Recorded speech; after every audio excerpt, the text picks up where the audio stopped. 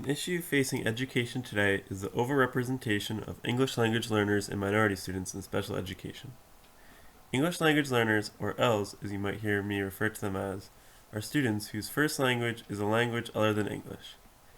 This is an issue because these students are not receiving an appropriate education for their needs. By misidentifying Ells in special education, these students are receiving learning targets that do not fit their needs. For example, an L in special education may be misidentified as dyslexic and receiving services to help them with dyslexia, when in reality, this student is struggling with decoding a new language. This leads to misuse of special education resources as well as time for both the educator and the student. This time could be better spent by the educator working with students with genuine learning disabilities, while the student could be working with an E&L teacher on strategies for decoding English.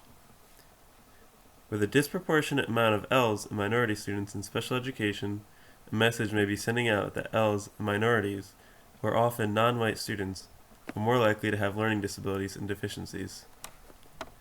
The likely reason for overrepresentation of Ells in special education is that there are apparent similarities between learning struggles and language struggles.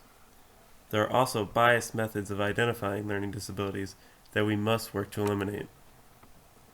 To paint a clearer picture, a student whose native language is English and has trouble following directions, remembering sight words, or retelling a story might be referred for special education services for a learning disability.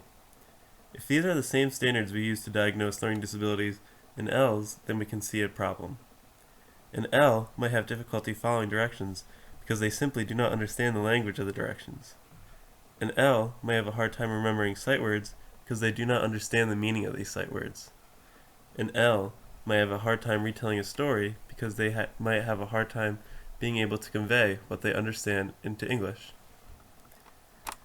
This leads to an important question to ask ourselves when identifying an L with a learning disability. Is this student struggling because they have a genuine learning disability, or is this student struggling because they don't understand the language? We also need to look at how our assessments are biased.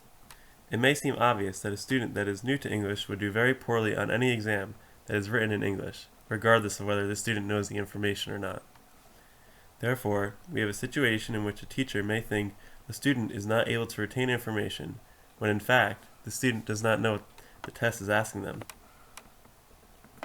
The reason this issue is important to me is because I plan on teaching Ells as an E&L teacher. I am concerned that educators do not recognize the difficulties in learning a new language and identifying Ells with a learning disability that does not exist. The ramifications of misidentifying a learning disability are costly for everyone involved.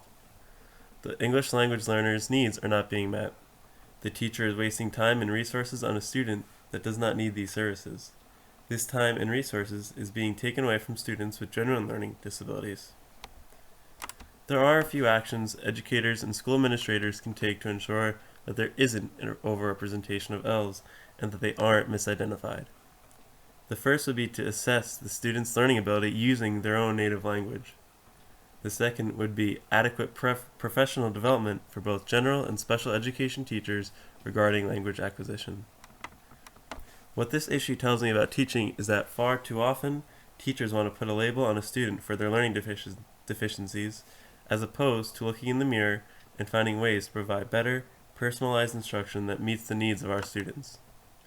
As a future E&L teacher, I will work hard to ensure that each student's needs are met. I will work hard to ensure that the school community understands the struggles of language acquisition and that our English language learners are receiving targeted instruction for their needs.